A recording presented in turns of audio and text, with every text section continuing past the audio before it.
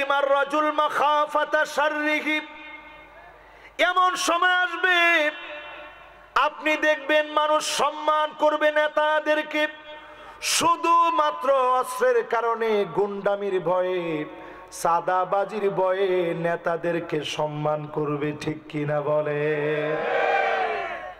এখন কি এটা হইছে? আমার দেশে যেই পরিমাণ চাঁদাবাজি চলতেছে, স্বরাষ্ট্র উপদেষ্টা যিনি ছিলেন ওই দিন রাত করে হঠাৎ করে উনি লাইভে এসে কিং কর্তব্য বিমূঢ় হয়ে গেছে যে কি বলবে এখন। সারা দেশে যেইভাবে ছিনতাই ডাকাতি বাড়ছে, আমি বলবো আর কিচ্ছু লাগবে না, জনগণ খালি ধরেন, পুরাপুরি মাইরেন না, মোটামুটি একটু আদা মাইট দিয়েন, একটু মাইট দেওয়া শুরু করেন।